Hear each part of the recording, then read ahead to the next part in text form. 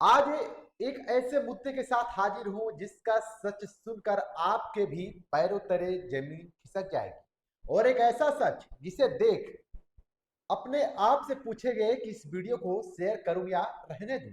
लेकिन मैं तो कह रहा, यह सच हर एक जन जन तक पहुंचने की जिम्मेदारों द्वारा किस किस तरीके से मजबूर मजदूर के हिस्से में से रस लेना चाहते हैं। जी हाँ, टाइटल और थंबनेल देखकर तो आप समझ ही गए होंगे कि आज गंभीर मुद्दे पर प्रकाश डाला जाएगा और सरकारों और जिम्मेदारों के करतूतों को दिखाया जाएगा। जय हिंद। आप देखना शुरू कर चुके हैं विंध्य प्रदेश टीवी और मैं आर्य सवाल पूर्ण रूपेण स्वस्थ होकर आप सबके बीच गंभीर मुद्दों को लेकर के उपस्थित हूँ।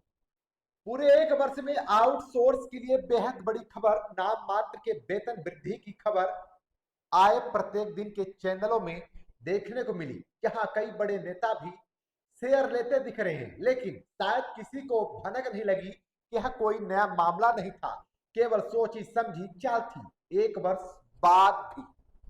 लेकिन यह सवाल किसी ने नहीं पूछा कि जिस आउटसोर्स कर्मचारी के बढ़ी हुई वेतन पर यह निर्णय हुआ, उसमें श्रम विभाग को क्या करना चाहिए, जिसमें सदियों याद रहे बेफजूल ऐसे स्थगन लगाने की जिसमें कोई आधार ही ना हो।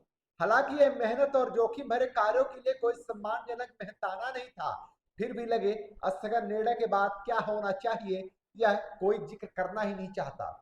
एक वर्ष पहले आदेश आए और आज पुनः निर्णय के आदेश में सिर्फ 50 रुपए का अंतर है। जहां ब्याज समेत का आदेश श्रम विभाग को देना था और जिम्मेदार नेताओं को भी सवाल पूछना था, वहां सब पुराना ही नजर आया।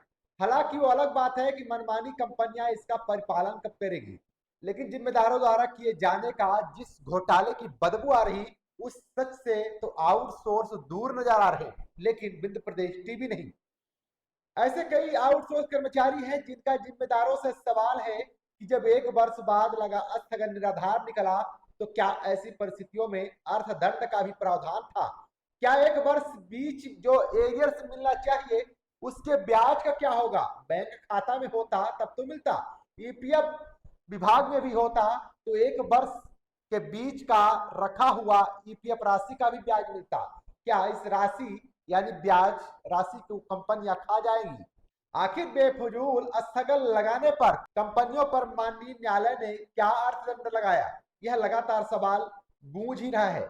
इतना ही नहीं, इस घोटाले की चक्की में उनका क्या जो स्थगन लगाने और हटाने के बीच कार से बाहर हो गए या छोड़ दिए, उन्हें क्या मिला? आखिर इनके हिस्से के मेहताना का क्या होगा?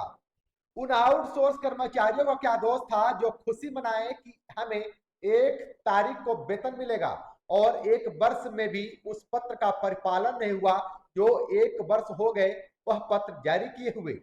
प्रत्येक उपकेंद्र में कभी दूरभाष के लिए कंपनियां फंड देती थी, आज की परिस्थितियों में हर कर्मचारी को अपना फोन और नेट सब कुछ उपयोग करना पड़ रहा।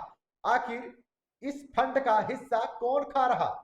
आखिर स्थगन निर्णय आदेश आए 2 सप्ताह से ज्यादा हो गया, अब सरकार और जिम्मेदार किसका कर रहे इंतजार?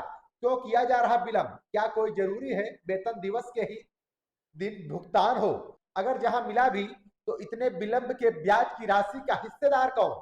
और एक वर्ष में मिलेगा भी तो उसके ब्याज में किसका है अधिकार? इसलिए मैंने कहा यह मुद्दा बहुत ही संवेदनशील है और पूरे नेट की दुनिया से अलग है। ये सच अगर आपको दिखा हो तो इस वीडियो को बिल्कुल शेयर न करिएगा, अगर नहीं तो यह सच जन जन और जिम्मेदारों तक पहुंचाने में चूक नहीं होना चाहिए, जिससे सुशासन बाबू के करतूतों की हकीकत जग जाहिर हो। फिलहाल अगले किसी गंभीर मुद्दों तक लेते हैं विदा। मन होगा तो चैनल सब्सक्राइब कर लीजिएगा, जिससे आप तक हर अपडेट पहुंच सके और मिल सके मुझे मनोबल। जय हिंद।